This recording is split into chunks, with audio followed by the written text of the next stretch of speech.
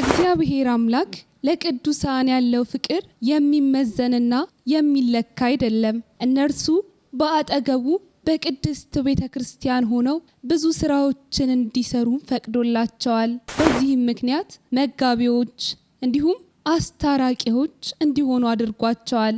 ለሚመጣው ትውልድም ጥበብን፣ ዕውቀትን ያቀብሉ ዘንዳ ከሁሉ አስበልጦ እነርሱን መርጧቸዋል። እነርሱም ከአባቶቻቸው የተቀበሉትን ኃላፊነት በታማኝነት በፍቅር ሲያስረክቡን ዕለት ዕለት የምናየው የምንመሰክረው የማንክደው ሀቅ ነው። ቤተክርስቲያን ከዘር ከጎጥ የነጻች እንድትሆን ሁልጊዜ ሲያስተምሩንና ሲመክሩን እንሰማቸዋለን። የቤተክርስቲያንን ጭንቅና ህመሟን ሲመለከቱ ደግሞ አብረዋት ከቤተክርስቲያን ጋር እኩል ይታመማሉ። ስለ ቤተክርስቲያን ለመሞገት ድካመ ስጋ እንኳን አይገታቸውም። ድምጻቸው ቢሰማም ባይሰማም እርሳቸው ግን ከመናገር ወደ ኋላ አይሉም። የቅድስት ቤተክርስቲያናችን ራስ የሆነው ቅዱስ ሲኖዶስ መሪ፣ የመንጋው እረኛ፣ የህዝበ ክርስቲያኑ የቤተክርስቲያን ጠባቂ ደግ አባት፣ እንቋችን የተዋህዶ እምነት ጠባቂ ብፁዕ ወቅዱስ አቡነ ማትያስ ፓትርያርክ ማን ናቸው?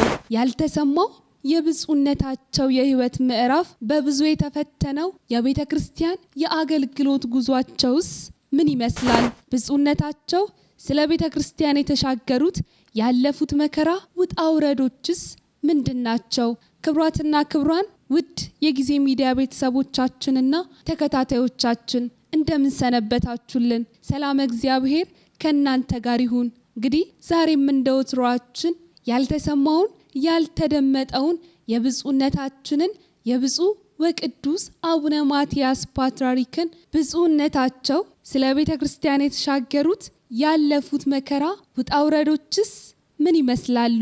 ክብሯትና ክብሯን ውድ የጊዜ ሚዲያ ቤተሰቦቻችንና ተከታታዮቻችን እንደምን ሰነበታችሁልን?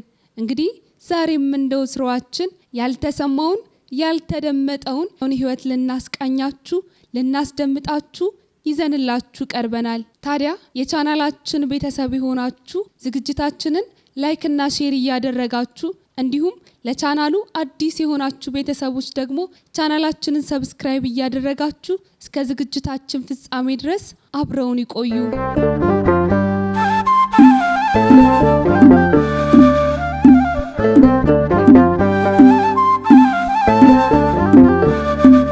ብፁዕ ወቅዱስ አቡነ ማትያስ ለኢትዮጵያ ኦርቶዶክስ ተዋህዶ ቤተክርስቲያናችን 6ኛ ፓትርያርክ ናቸው። ብፁዕነታቸው ትውልድና እድገታቸው በትግራይ ክልል በቀድሞ ስሙ ሱብሃና ሳዕስ ወረዳ በ1934 ዓመተ ምህረት ነበር። በተወለዱበት አካባቢም ወደ አብነት ትምህርት ቤት በመግባት ድቁናን ከአጎታቸው እንደወሰዱና እንደተማሩ ይናገራሉ። ከዚህም በኋላ ብፁዕነታቸው ሌሎች ትምህርቶችንና የቅድስት ቤተክርስቲያንን ዕውቀትን ፍለጋ ከሌሎች እኩዮቻቸው ጋር በመሆን ከቤተሰቦቻቸው ተለይተው ወደ ተንቤን በመሄድ ወደ ገዳም ገቡ። በተንቤንም ገዳማት የሚያስፈልጋቸውን ትምህርቶች በብዙ ከተማሩ በኋላ ወደ አክሱም ጽዮን በመሄድ እንደገና ትምህርታቸውን ቀጥለዋል። ብፁዕነታቸው በዚህ ብቻ አላበቁም። የትምህርት ፍላጎታቸው በልጅነታቸው ከፍተኛ ነበርና ወደ ጎንደር በመሻገርም ሐዲሳትን ጠንቅቀው ተምረው መምህር ለመሆን ቻሉ። ብፁዕ ወቅዱስ አቡነ ማትያስ ድቁናን የተቀበሉት የኤርትራ ጳጳስ ከነበሩት ከብፁዕ አቡነ መርቆሬዎስ ነበረ። ክህነትን ደግሞ ከብፁዕ አቡነ ዮሐንስ መቀበላቸውን ይናገራሉ። በቅስና ቄሰ ገበዝ መጋቢ በመሆንም ገዳማትን ያገለገሉት ብፁዕ ወቅዱስ አቡነ ማትያስ ከዚያም በኋላ ወደ አዲስ አበባ በመሄድና በማቅናት ቅድስት ሥላሴ ካቴድራል መንፈሳዊ ኮሌጅ በመግባት ማገልገል ጀምረዋል። ብፁዕ ወቅዱስ አቡነ ተክለ ሃይማኖት ፓትርያርክ ሆነው ሲመረጡም እርሳቸው ደግሞ አቡነ ቀሲስ ሆነው በመሾም ረዳት ጸሐፊ ሆነው በቤተ ክህነቱ ማገልገላቸውንም ይናገራሉ። በዚህም ወቅት ብፁዕነታቸው በሥላሴ ካቴድራል ሊቀ ስልጣናት በመሆን ገዳማትን እንዲያስተዳድሩ እንዲሁም እንዲመሩ ቢመረጡም እርሳቸው ግን የቤተ ክህነቱን ኃላፊነታቸውን መርጠው ለ3 ዓመታት ያህል አቡነ ተክለ ሃይማኖትን በብርቱ ሲያገለግሉና ቅድስት ቤተ ክርስቲያንንም ሲያገለግሉ ቆይተዋል። በ1971 ዓመተ ምህረትም የጳጳሳት ምርጫ ሲደረግ ተመርጠው ኤጲስቆጶስ በመሆን ተሹመው ወደ ኢየሩሳሌም ሊቀ ጳጳስ በመሆን ሄደዋል። በኢየሩሳሌም ሳሉ ብፁዕነታቸው ወታደራዊ መንግስት ደርግ በሃይማኖቶች ላይ ያደረገው አሉታዊ አቋም በመቃወምም ካወገዙ በኋላ ወደ አሜሪካን በስደት አቀኑ።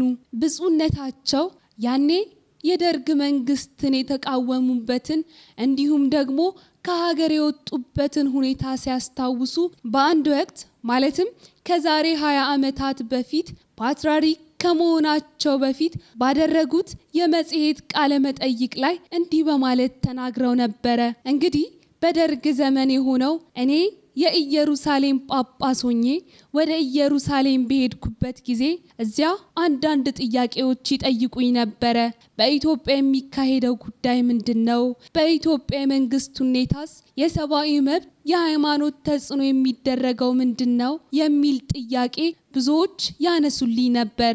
በዚያ ምክንያት ደግሞ ኢየሩሳሌም በነበርኩበት ወቅት ከመንግስት የተጣሉ ሰዎች ይቀበላሉ፣ ደርግ አኩራፊዎችን እየተቀበሉ መስቀል ያሳልማሉ፣ ቤተክርስቲያን ተሳትፎ እንዲያደርጉ ያደርጋሉ እየተባሉም ብዙ ችግሮችና ብዙ ተጽዕኖ ይደርስባቸው ነበር። እኔ ደግሞ ቤተክርስቲያን የሚመጡ ምእመናንን የፖለቲካ ሰው ነህ፣ ከመንግስት አኩራፊ ግባ አትግባ፣ መስቀል አትሳለም፣ ቅዱስ ቁርባንን አላቆርብህም፣ አንተ ክርስቲያን አይደለህም፣ ክርስትና አላስነሳህም እያልኩኝ ሌሎችን ማግለልና የቅድስት ቤተ ክርስቲያን ልጆችን ወዲያ እንዲሄዱ ማድረግ አልችልም ነበር። የመጣው ሁሉ ቤተ ክርስቲያን መጥቶ ማምለክ መብቱ ነው። በዚያ ምክንያትም አንዳንድ ችግሮች ይደርሱብኝ ነበር። ያ ችግርም እየጸናና እየበረታ ሲሄድም ከዚያ በላይ ደግሞ የሃይማኖት እምነት ለአብዮት ጠንቅ ነው የሚል ጽሑፎች እየተሰራጩ ሲመጡና በዚያም መመሪያ መሰረት የኢትዮጵያ ኦርቶዶክስ ተዋሕዶ ቤተክርስቲያን መጥፋት አለበት፣ መጀመሪያ የኦርቶዶክስ ቀጥሎም የፕሮቴስታንት እንዲሁም የካቶሊክ ሌሎች ሃይማኖቶች መጥፋት አለባቸው እየተባሉ ዘመቻዎች ሲካሄዱ እኔን ደግሞ ያንን ሽሽት ወደ ኢየሩሳሌም ተላኩኝ።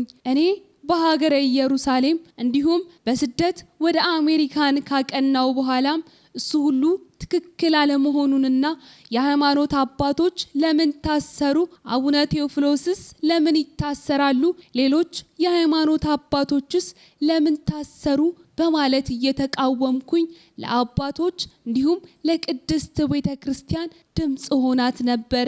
በዚያ ወቅትም ብዙ ፈተና፣ ብዙ መከራ ይደርስብኝ ነበር በማለት ብፁዕነታቸው ለመጽሔቱ በሰጡት ከመጽሔቱ አቅራቢ ጋር በነበራቸው ቆይታ ገልጸው ነበር። ታዲያ ብፁዕነታቸው ደርግ ከስልጣን ከተወገደ በኋላ ያ የቤተ ክርስቲያን ፈተናና ውጣ ውረድ ሲያልፍ በብፁዕ አቡነ ዜና ማርቆስ ወደ ኢትዮጵያ እንዲመለሱ ባደረጉላቸው ጥሪ መሰረት ወደ ሀገራቸው ወደ ኢትዮጵያ ተመልሰዋል። በኋላም ቅዱስ ሲኖዶሱ በአሜሪካ ያላቸውን ጵጵስና አጽድቆ በአሜሪካ የሚኖሩ የኢትዮጵያ ኦርቶዶክስ ተዋሕዶ ቤተክርስቲያን አማኞችን እንዲያገለግሉ አድርጓቸው በዚያ በአሜሪካን ሲያገለግሉ ቆይተው ነበር። ከዚህም በኋላ ነበር የብፁዕ ቅዱስ አቡነ ጳውሎስ ፓትርያርክ እረፍትን ተከትሎ ሊቀ ጳጳስ በመሆን የካቲት 24 ቀን 2005 ዓመተ ምህረት ብፁዕ ቅዱስ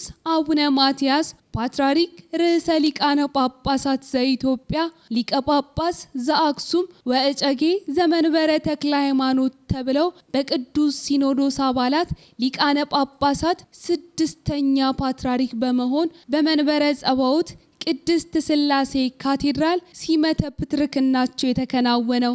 እንዲሁም ከሰሞኑ ከ3 ሳምንታቶች በፊትም 12ኛ ዓመት በዓለ ሲመታቸው ተከብሮ አልፎ ነበር። በዚህም በዓለ ሲመታቸው ላይ ታዲያ በበዓሉ ላይ ያሬዳዊ ዝማሬዎች፣ ቅኔዎች እንዲሁም ሌሎች መርሃ ግብራቶች ቀርበውበት ብፁዕ አቡነ አብርሃም የጠቅላይ ቤተ ክህነቱ ዋና ስራ አስኪያጅና የባህር ዳር ሰሜን ጎጃም ሊቀ ጳጳስ ለቅዱስነታቸው የእንኳን አደረሰው መልእክት አስተላልፈው በበዓሉም ብፁዓን ሊቃነ ጳጳሳት፣ የአድባራት አስተዳዳሪዎች፣ የመምሪያዎች ኃላፊዎችና ጥሪ የተደረገላቸው የሃይማኖት አባቶች በተገኙበት የብፁዕነታቸው 12ኛ ዓመት በዓለ ሲመታቸው ተከብሮ እንዳለፈ የቅርብ ጊዜ ትውስታችን ነው። ታዲያ ብፁዕነታቸው ለቅድስት ቤተ ክርስቲያናችን ዕለት ዕለት የሚለፉና መንጋውን የሚመሩ ታላቅ አባታችን ናቸው። አለመግባባት በስቷል፣ ማኩረፍና መቀያየም ሰፍኗል እያሉም ለሕዝበ ምዕመኑ እንዲሁም ለሌሎች ብፁዓን አባቶች መልእክታቸውን እያስተላለፉ የሚያበረቱ አባት ናቸው።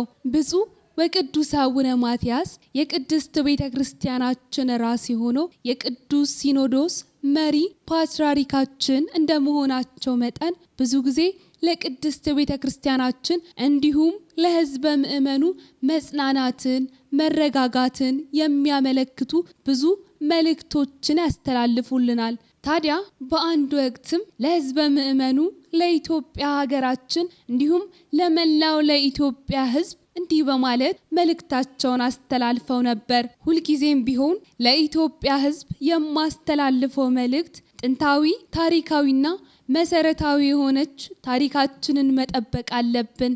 ሰው ኃላፊ ነው። በስልጣን ላይ የሚመጣ ሰው ለዘላለም አይኖረው። ታሪክ ግን ዘላለማዊና ሕያው ነው።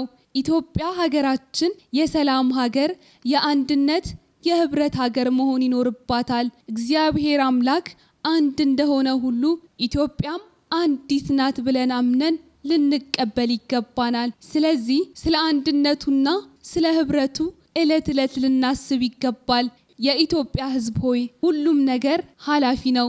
ነገር ግን ታሪካችን የሚቆይና የነበረ ስለሆነ ታሪካችንን መጠበቅ ይገባናል። ተባብረን፣ ተስማምተን፣ ተፈቃቅረን፣ ተረዳርተን እገሌ ሳንባባል በቋንቋ፣ በጎሳ፣ በወንዝ፣ በሸንተረር ሳንለያይ ህዝባችንን ጠብቀን መኖር አለብን። የፖለቲካ ጉዳይም ሆነ ሌሎች ነገሮች ተለዋዋጭ ናቸው። ሁሉም የሚቀየር ጉዳይ ነው። በኢትዮጵያ ብቻ ሳይሆን በዓለም ላይ የሚካሄደው ነገርም ይሄው ነው። ያለውንም ችግር ተደጋግፈን አንድ ላይ ሆነን እንጂ በተናጥል ልናስወግደው አንችልም። በጎሳና በቋንቋ ተለያይተን ምንም የምናስወግዳቸው ችግር አይኖርም። ተባብረን ችግራችንን፣ ረሃቡን፣ ድርቁንና በሽታውን፣ ጦርነቱን፣ ቸነፈሩን የምናስወግድበት መንገድ የሁላችንም ኃላፊነት ነው። በድህነታችን ላይ እርስ በርሳችን ስንጣላ ተጨማሪ ጥፋት ይሆንብናል።